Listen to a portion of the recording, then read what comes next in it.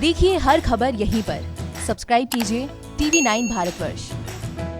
आए दिन आप खबरें सुनते और पढ़ते रहते होंगे कि सीवर की सफाई के लिए उतरे सफाई कर्मचारी की दम घुटने से मौत।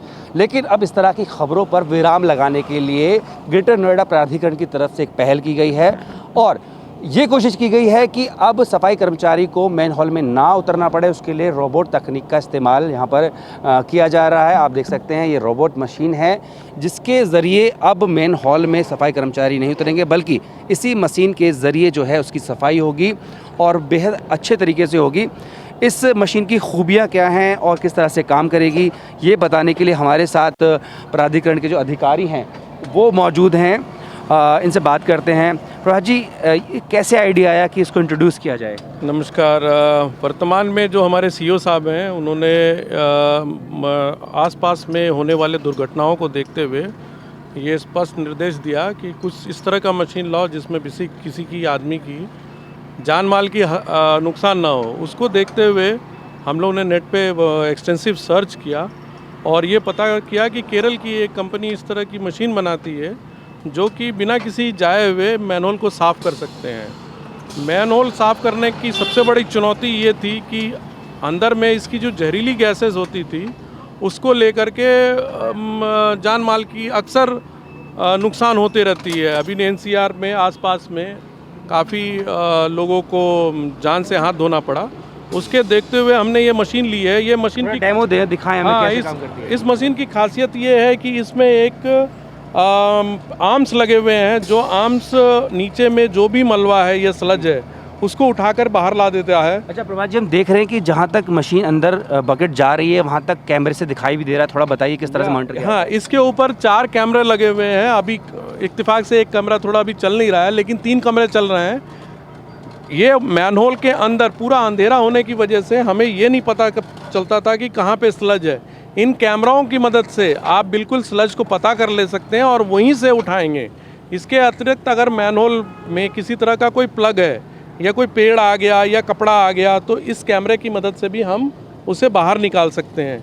इसके अतिरिक्त ये एक मॉनिटर है। मॉनिटर के ऊपर में जो जहरीली गैस है उसका ये कंसंट्रेशन आपको अभी दे रहा है कि इसमें गैस है कि नहीं। तो इसमें फ़ायदा ये है कि जो आसपास काम कर रहे हैं वो सचेत हो जाते हैं कि भाई जहरीली गैस है और इस गैस को निकलने के बाद ही हम इस पर काम करें। तीसरा फ़ायदा ये है कि इसमें जो अंदर जाते थे उनको बहुत बीमारियां हो जाती थी।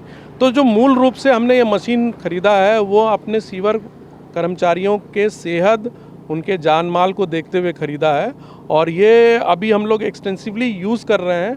अगर ये फील्ड ट्रायल बहुत अच्छा होगा तो फिर हम आगे खरीदने की सोचेंगे या जैसा हमें निर्देश प्राप्त होगा। धन्यवाद। अच्छा ये बताइए कि अभी एक ही प्रयोग के तौर पर इस्तेमाल किया जा रहा है, क्या कीमत है, क्या पूरी तरह से मेड इन इंडिया है? ये पूर्ण रूप से मेड इन इंडिया है। इसको 4 IIT के इंजीनियर्स ने डेवलप किया है जिसका नाम इन्होंने जेन रोबोटिक्स दिया है और इसकी जितनी भी चीज़ें लगी हुई है सारी की सारी मेड इन इंडिया क्या है। और ये अभी पुणे से बन करके आया है। टाटा का पुणे में फैक्ट्री है। टाटा ने इसको सपोर्ट करना शुरू कर दिया है तो उनके कोलैबोरेशन से ये बन के आ रहा है। और ऐसी अगर ये हिट होती है तो 4-5 मशीन लेने की योजना बन सकती है। 4-5 मशीन और लेंगे जिस तरह से ज़रूरत होगी।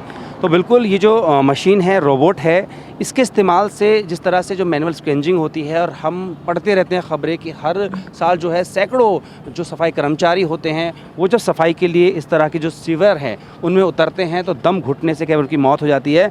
लेकिन जिस तरह से ये तकनीक का इस्तेमाल किया जा रहा है, हालांकि अगर NCR की बात करें तो गुरुग्राम में जो है इससे पहले इस तरह की जो तकनीक है उसका इस्तेमाल किया गया था। लेकिन अगर बात करें सबसे लेटेस्ट की तो वो अब जो है ग्रेटर नोएडा प्राधिकरण की तरफ से ये पहल की गई है और कोशिश यही है कि किसी भी तरीके से जो सफाई कर्मचारी हैं, क्योंकि जो मैनुअल स्क्वेंजिंग का काम होता था वो अमानवीय तो होता ही था, साथ ही साथ जो उनकी सेहत पे वो ख़तरा बरकरार रहता था, साथ ही कई बार जो उनकी ज़िंदगी है उस पर भी खतरा लगातार मंडराता था।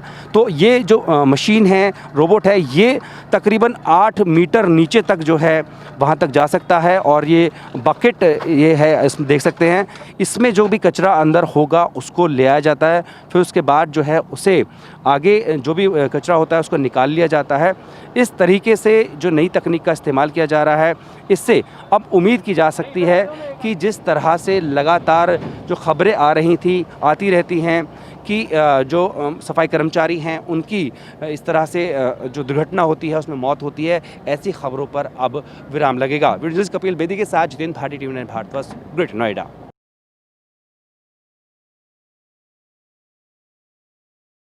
अड़ी सोमवार से शुक्रवार शाम 6 बजे सिर्फ TV9 भारतवर्ष पर।